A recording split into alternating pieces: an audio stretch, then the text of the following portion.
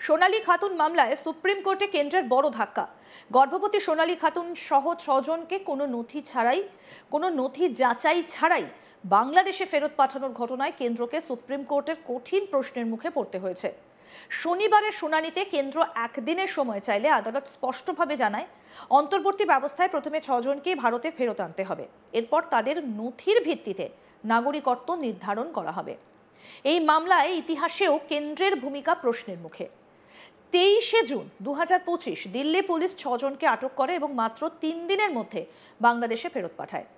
24 September Kolkata high court ফেরত আনার নির্দেশ দিলেও সেটা কার্যকর হয়নি।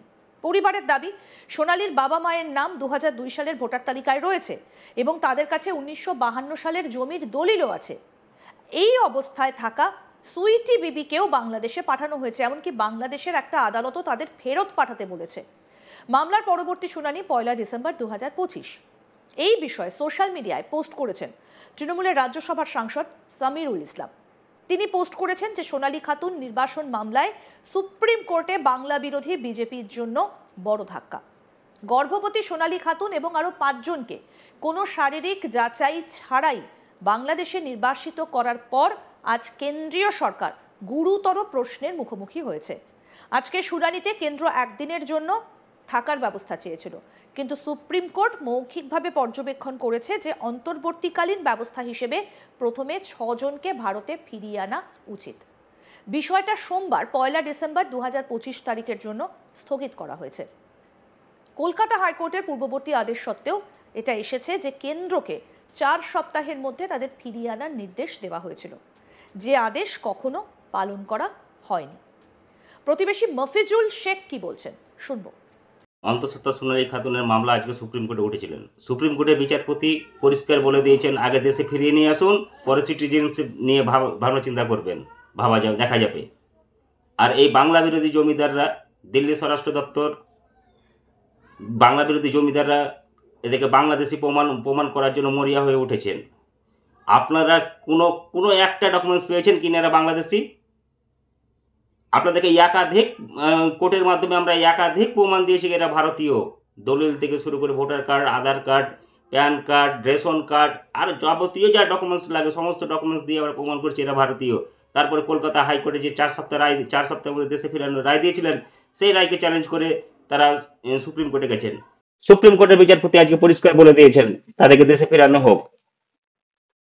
দেশে ফেরানোর জন্য বলে দিয়েছে কি আগে তাদেরকে দেশে ফিরিয়ে নিয়ে আসুন, তারপরে পরে সিটিজেনশিপের ব্যাপারে একটা ভাবা যাবে। নিজের দেশের নাগরিককে বাংলাদেশি বলতে আপনাদেরকে লজ্জা লাগে না? একজন গর্ভবতী মহিলা জেলখানায় কষ্ট পাচ্ছে। এই সোনালী খাতুনকে আমি দেখেছি গত 20 তারিখ চাঁপাইনবাবগঞ্জ জেলা আদালতে তাকে নিয়েছিলেন সোনালীকে। সোনালী একজন গর্ভবতী মহিলা, তারা হাঁটতে চলতে ফিরতে কষ্ট হচ্ছে, যে কোনো মুহূর্তে সন্তান প্রসব করতে পারে, যে কোনো মুহূর্তেই সন্তান প্রসব করতে পারে। আপনারা সাধারণ অসহায় গরিব মানুষের বিরুদ্ধে আপনারা লড়াই করছেন। আমরা সোনালী খাতুন এবং সুইটি বিবি 2 জন শিশু সহ 6 জনের সঙ্গে আমরা আছি এবং তাদের পরিবারের সঙ্গেও আছি, এবং মাননীয় রাজ্যসভার সাংসদ সামিরুল ইসলাম তাদের পরিবারের পাশে আছে। আমরা তাদেরকে দেশে ফিরিয়ে আনবই, আইনের মাধ্যমে দেশে ফিরিয়ে নিয়ে আসবো। আমাদের প্রতিনিধি শান্তনু হাজরা কি প্রতিবেদন তুলে ধরেছেন, আসুন দেখি। 2025 23 জুন দিল্লি পুলিশের এক ঘটনায় কিন্তু রাজনৈতিক পারোত্তুঙ্গে বারবার তৃণমূল সাংসদ সামিরুল ইসলাম বারবার কিন্তু ভারতীয় জনতা পার্টি সেন্ট্রাল গভর্নমেন্টকে কিন্তু লাগাতার কটাক্ষ আক্রমণ করছে। কি ঘটনা ঘটেছিল? 23 জুন বীরভূমের কয়েকজন বাসিন্দা 6 জন বাসিন্দাকে কিন্তু রীতিমতো দিল্লি পুলিশ ধরে এবং তাদেরকে বাংলাদেশি সন্দেহে পাকড়াও করেছিল, এবং বাংলাদেশি সন্দেহে পাকড়াও করার পর তাদেরকে বাংলাদেশে পাঠিয়ে দিয়েছে। আর তারপরেই শুরু হয় রাজনৈতিক চাপানোতর। অন্যদিকে এই ঘটনা কিন্তু একেবারে আইনি মামলায় পৌঁছে যায়। একদিকে কলকাতা হাইকোর্ট এবং সুপ্রিম কোর্টে 2 আদালতেই কিন্তু এই মামলা এই মুহূর্তে বিচারাধীন। আর যখন দেখা যাচ্ছে আজকে যে সুপ্রিম কোর্টের যে রায়, সেই রায়ের সুপ্রিম কোর্ট যা বলেছে, সেই তৃণমূল সাংসদ সামিরুল ইসলাম এই রায়গুলিকে নিয়ে এক্স হ্যান্ডেলে পোস্ট করে তীব্র কটাক্ষ আক্রমণ করেছে বিজেপি সরকারকে, সেন্ট্রাল গভর্নমেন্টকে, কেন্দ্রকে। রীতিমতোই কি তিনি কিন্তু 6টি পয়েন্ট লিখেছে তাকে সেখানে প্রথমেই লেখা রয়েছে যে 23শে জুন 2025 বীরভূমের বাসিন্দাদেরকে গ্রেপ্তার করেছে দিল্লি পুলিশ এবং তাদেরকে 2-3 দিনের মধ্যে কোনো যাচাই বিচার না করে রীতিমতো তাদেরকে বাংলাদেশ পাঠিয়ে দেওয়া হয়েছে। সঙ্গে আরো বেশ কয়েকটি পয়েন্ট তিনি উল্লেখ করেছেন। তিনি বলছেন যে কলকাতা হাইকোর্টের 24শে সেপ্টেম্বর কলকাতা হাইকোর্টের যে রায়, সেই রায়কেও মান্যতা দেননি কেন্দ্র। সুপ্রিম কোর্টের যে রায়, সেই রায়কেও মান্যতা দেননি কেন্দ্র। কেন তাদেরকে বাংলাদেশে থেকে ভারতে ফিরিয়ে আনা হচ্ছে না? কারণ এই যে 6 সদস্য বাংলাদেশের সংশোধনাগারে রয়েছে, তাদের কিন্তু 2000 তাদের পিতামাতার 2002-এর যে ভোটার লিস্ট, সেই ভোটার লিস্টে কিন্তু নাম রয়েছে। ভোটার লিস্টে নাম তো রয়েছে, সাথে সাথে তারা কিন্তু যে এসআইআর ফর্ম, সেই পরিবারের লোকজন কিন্তু এসআইআর ফর্ম বিএলওর কাছ থেকে পেয়েছেন। সেই ফর্ম কিন্তু ফিল আপ করে তারা জমাও করেছেন বিএলওকে।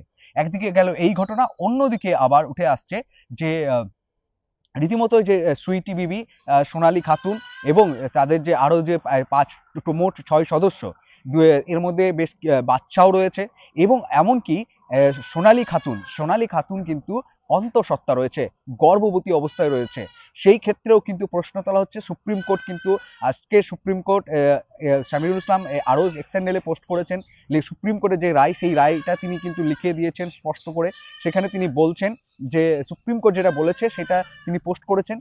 সেখানে লেখা রয়েছে যে কেন্দ্র সুপ্রিম কোর্টের কাছ থেকে একদিনের সময় চেয়েছে, সেই সময়ের মধ্যে তাদেরকে ফিরিয়ে আনবে বলে করেছে এবং সুপ্রিম কোর্ট কেন্দ্রকে ভর্ৎসনা করে বলেছে যে কেন তাদেরকে এখনো ভারতে আনা হচ্ছে না।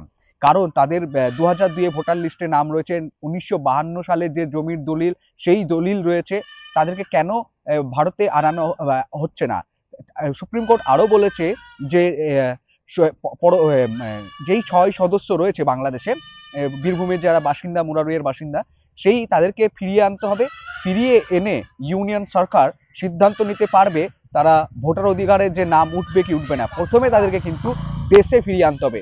এই রায় কিন্তু আজকে দিয়েছে এবং এই রায়কে ঘিরেই কিন্তু তৃণমূল সাংসদ সামিরুল ইসলাম এক্সএনএলে পোস্ট করে রীতিমতোই বিজেপিকে কটাক্ষ করেছে। বাংলা বিরোধী বিজেপি বলে কিন্তু তিনি আক্রমণ করছেন।